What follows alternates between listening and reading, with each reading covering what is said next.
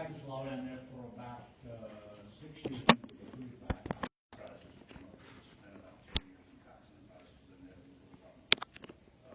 Cox purchased a small company that I went to work for in an operational role, as the general counsel to the public, and we sold it, and I had been by then off by bitten by the entrepreneurial place. So I spent about 15 or 20 years with a series of little small startup, mostly telecommunications companies, broadband over power line, building fiber optic networks across the country. Sold the last one to somebody about 4 years or so ago, and decided that that was too far to work for me in my advanced age. So retired, moved back to Athens about 4 years ago, and just loved the. I was living in Washington D.C. at the time, and the pace of Athens is much better than the pace of Washington. So I'm enjoying it. I'm enjoying doing some philanthropic stuff, which I didn't have time to do in my career days. So I'm glad I can do that for the YMCA and for the Tech Foundation, and have become a big advocate of our technical colleges and technical schools about this stuff. It's a jewel that we don't even credit. Governor asked me a few months ago, he's like, if you've got a background in this kind of stuff, maybe you can be an assistant at public telecommunications. So it's fine to put me on to see if I can add value here, so hopefully I can add a little bit. We're happy to have you. We're absolutely delighted to have you on board. Welcome. And Don chairs our education committee, and I think you might be an excellent member of that committee. As we move forward, I know you two have the opportunity to talk. But we look forward to your engagement and support. Welcome. Thanks.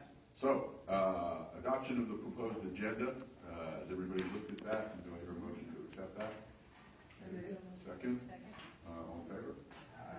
All right, now the approval of the minutes. Has everybody looked at the minutes of our January 20th meeting? And I apologize for having to cancel the April meeting as I was in China.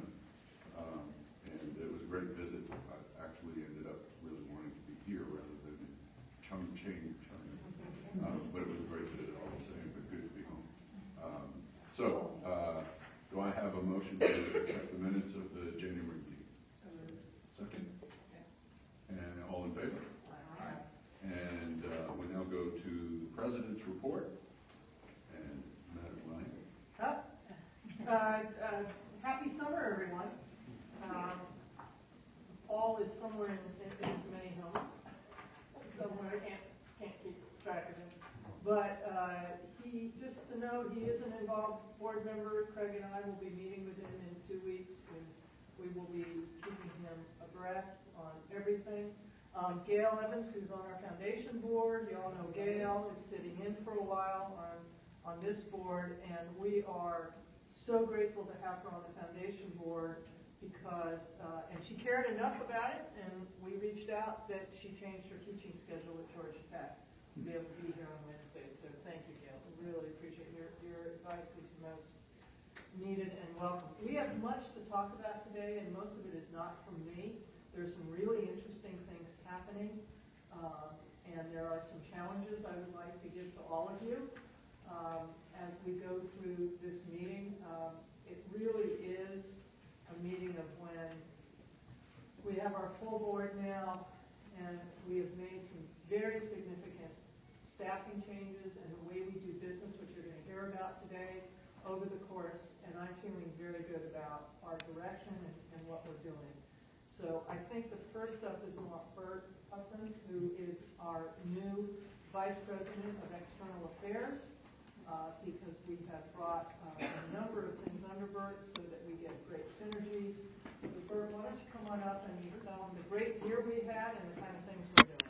Sure, I'm just going to do a little bit of technical work right here, so I'm going to take over the television, do a little Jeremy, remember the chairs you're sitting in? Well, the system appears just as old, and sometimes it works, and sometimes it doesn't.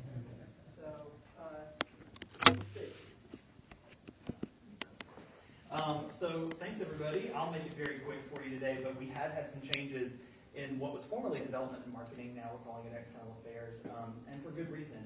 So when I came to GPB about 2.5 years ago now, Taya made the decision before my arrival that she was going to combine the external departments of development and marketing together in one unit so that we could begin speaking with one voice in all of our marketing initiatives and also the way that we raise money. I'd been here about 6 months when I went to visit Taya and said, I really want underwriting. And she said, you're not ready. And then this past summer, we sat down and had that conversation again because of some staffing changes, and it was the perfect time to go ahead and bring together all the external kind of forces together under one umbrella of external affairs. So now we're development, marketing, underwriting and sales, communications, public relations, social media. So every kind of touch point that we're having with the community comes through external affairs. And it helps us really just to speak with one voice. We're talking about the same things when we're raising money as when we are raising money through sales and advertising.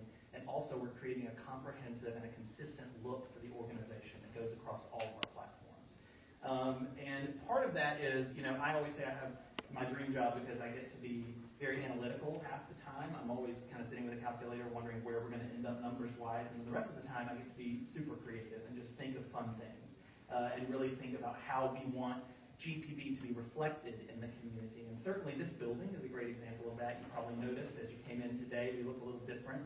And we took a lot of time to really think about how we wanted GPB to look when someone from the community comes into it. It's much more welcoming now. It's much more a place where you feel like you want to go hang out. And then of course the beautiful art display that we have just outside these doors, that's a donor, George Levert, who was very kind in giving us his artwork to display, and we dedicated that gallery to him just a couple of months. Let me also be clear, George paid for all of that. Okay, and what we thought was that George's work, he's been all over the world. If you haven't walked, go out through this door when you leave and look at it. The exhibit is not only, it's every touch point we have, meaning it's art, it's artistic, it's educational, and it tells us about the world we live in and the human beings that live in that world. And his next one, I think, is about children. Okay. So if any of you know George Levert, please say thank you. He took it very seriously. He had curators from the high, and he's got a curator. I mean, he took it very seriously. And you will see people who come into this building wandering through the gallery. So this is what's really, although we just officially put all this stuff under this title, over the last year we've really been working toward this. And one of the biggest examples of that is the fact that, we are a public broadcasting company, so we do have something that a lot of nonprofits would love to have, and that's air. We have our airtime on television and radio to go out and ask people to support us. And so that's something that's pioneered by public television and public radio. It's a wonderful thing. We're sort of going against the trend nationally right now. The trend right now is that the dollars are going down, the member numbers are going down. For pledge. We're going against that trend. That's just part of our market. We're fortunate to have that opportunity here. We're being a little bit more creative in how we go on television with pledge. We're trying to be a little bit more entertaining in how we do that. We don't want to bore people through a pledge break. So we've had a great year, and we actually finished our year this year with the highest, with the most development revenue that we've ever had at GPB, which was really wonderful. And a lot of that is because we've put a lot of energy into beefing up our major gifts program, planned giving. We had a wonderful planned gift that just came through last week, actually. Tell them what it is. And this is your typical, all of you nonprofit folks know, this is your typical planned giving donor. A woman who passed away about 6 months ago. She'd never made a gift to GPB, but she loved Masterpiece, and she watched every week. And she saw some of our promos that we air about being able to put GPB in your will. She did that. And we got a check last week for $450,000 from this staff. We had never heard from her, and she had never donated a dime to us. And that's your typical planned gift, is an older woman, no children, and never had made a gift to GPB in her lifetime. So that really speaks to the importance of why it's always important on every level that we're communicating with our communities, that we're speaking with one voice, because you never know who you're talking to. You might be talking to that millionaire next door. And that will go towards the cost of Masterpiece for us. So great opportunities that we've had to help build that. Sorry, this just disconnected, so I'm going to put this back on. But on the other side of things, outside of the development revenue and that kind of fun stuff that we get to do, we also get to really be very creative in how we choose to represent GPD in our communities. So I want to take you through a little bit. Taya asked me just to show you some of our creative that we've done over the last year. Some of this is advertising 88.5, our new radio station in Atlanta, but there's some other stuff, some television stuff I'm going to show you and everything.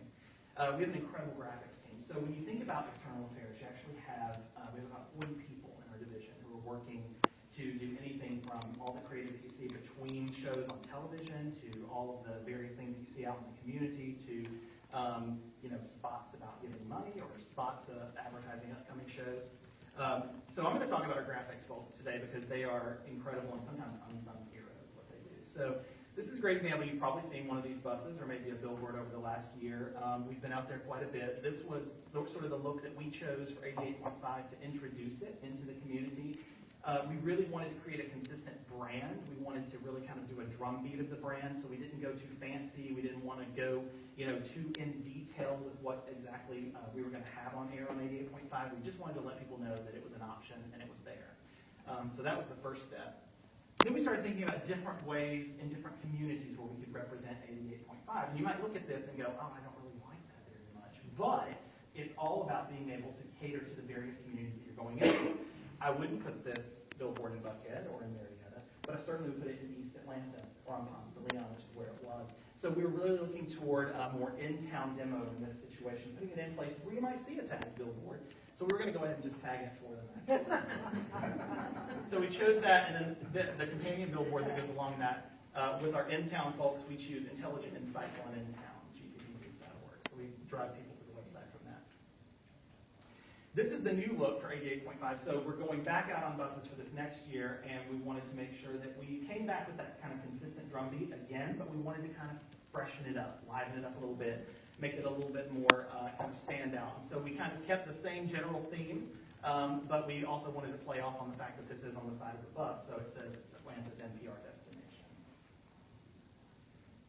So we also had an I Love GPB campaign, which in the past has been this really hideous, like it looked like the I Love New York t-shirts, and I kind of was, my heart did like this every time I saw it. So I said, let's do something really fun. Let's find a way to play up on some of the characters that people get to know on television and radio. And so we rebranded our I Love GPB campaign, which is it's a funding campaign. We did it this year at the end of the fiscal year. We sometimes do it around Valentine's Day, which makes sense.